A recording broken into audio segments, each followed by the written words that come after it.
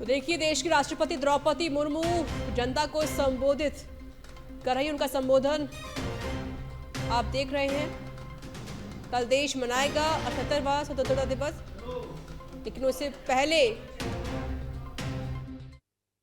जब हम बच्चों को अपने महान राष्ट्र तथा भारतीय होने के गौरव के बारे में बातें करते हुए सुनते हैं, तो उनके उद्गारों में हमें महान स्वतंत्रता सेनानियों की भावनाओं की प्रतिध्वनि सुनाई देती है।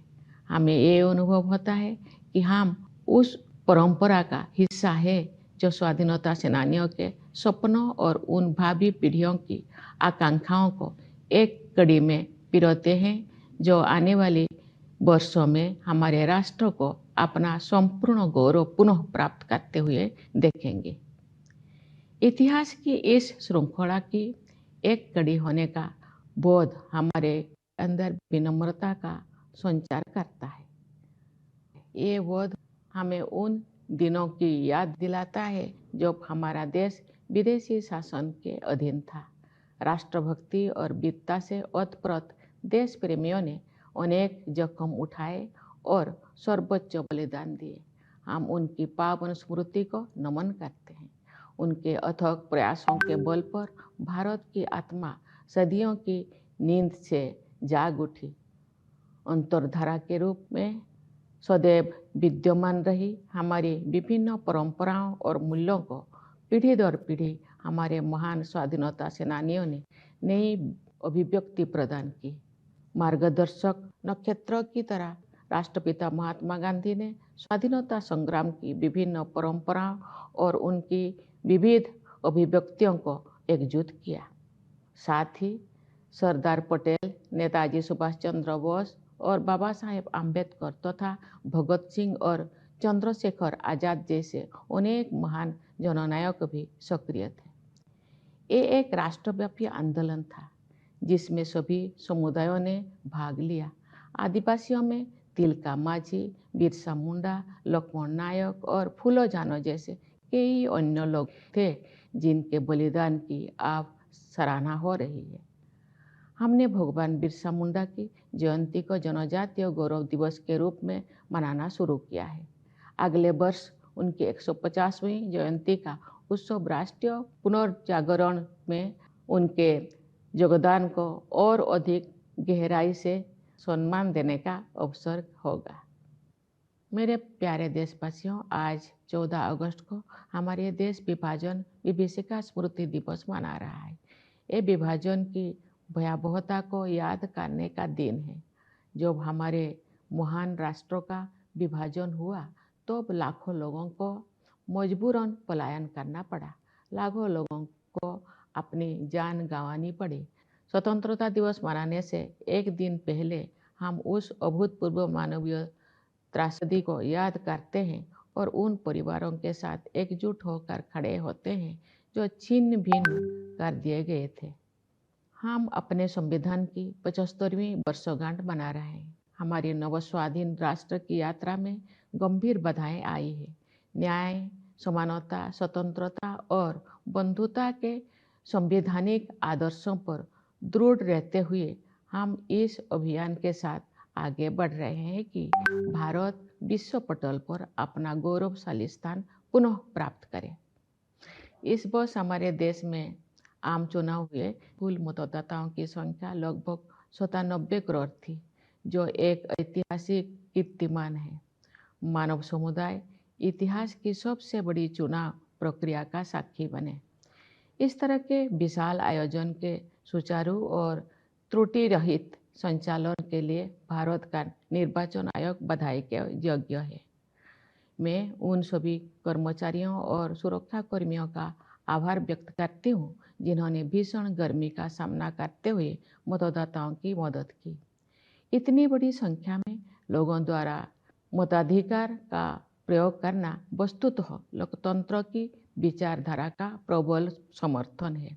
भारत द्वारा सफलतापूर्वक चुनाव आयोजित करने से पूरे विश्व में लोकतांत्रिक शक्तियों को ताकत मिलती है।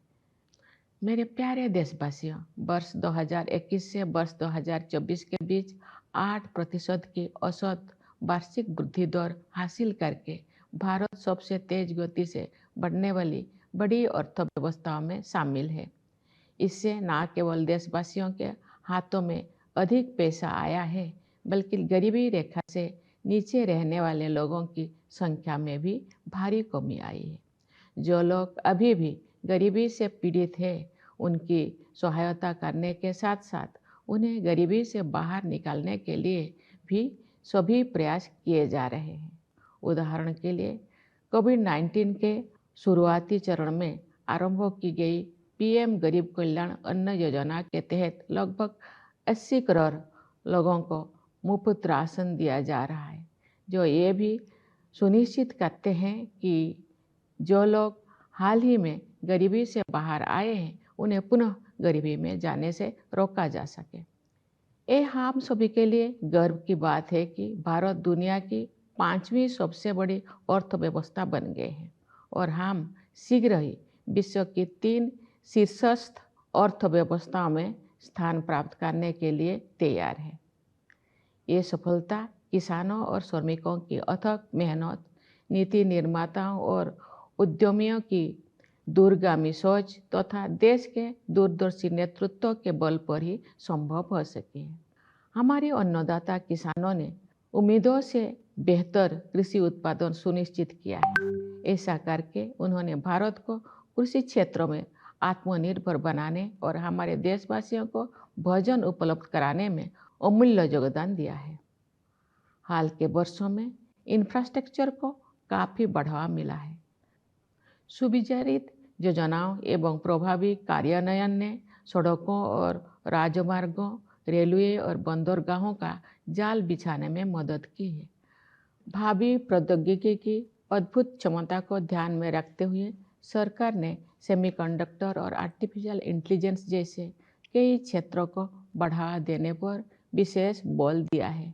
साथ ही स्टार्टअप्स के लिए एक आदर्श इकोसिस्टम भी बनाया है, जिससे उनके विकास को गति मिलेगी। इससे निवेशकों में भारत के प्रति आकर्षण और अधिक बढ़ गया है। बढ़ती हुई पारदर्शिता के साथ बैंकिंग और वित्तीय क्षेत्रों की कार्यकुशलता में वृद्धि हुई है। इन सभी बदलावों में अगले दौर के आर्थिक सुधारों और आर्थिक विकास के लिए मंच तैयार कर दिया है, जहां से भारत विकसित देशों की श्रेणी में शामिल हो जाएगा। तेज गति से हो रही न्यायपरक प्रगति के बल पर वैश्विक परिदृश्यों में भारत का कद ऊंचा हुआ है। G20 की अपनी अध्यक्षता के सफलतापूर्वक संपन्न होने के बाद भारत में ग्लोबल साउथ को मुखर अभिव्यक्ति देने वाले देश के रूप में अपनी भूमिका को मजबूत बनाया है। भारत अपनी प्रभावशाली स्थिति का उपयोग विश्व शांति और समृद्धि के विस्तार हेतु करना चाहता है। मेरे प्यारे देशवासियों, हमें संविधान निर्माता डॉक्टर B.R. अम्बेडकर के शब्दों को भी सदैव याद रखना चाहिए। उन्होंने ठीक ही कहा था और मैं उन्हें उद्धृत करती हूँ। हमें अपने राजनीतिक लोकतंत्र को सामाजिक लोकतंत्र भी बनाना चाहिए। राजनीतिक लोकतंत्र तब तक नहीं टिक सकता जब तक कि उसके आधार में सामाजिक लोकतंत्र ना हो। राजनीतिक लोकतंत्र की निरंतर प्रगति से सामाजिक लोकतंत्र को मजबूत करने की दिशा में की गई प्रगति की पुष्टि होती है। समावेशी भावना हमारे सामाजिक जीवन के हर पहलू में दिखाई देती है। अपनी विविधताओं और बहुलताओं के साथ हम एक राष्ट्र के रूप में एकजुट होकर एक साथ आगे बढ़ रहे हैं। समावेश के साधन के रूप में अफर्मेटिव एक्शन को मजबूत किया जाना चाहिए।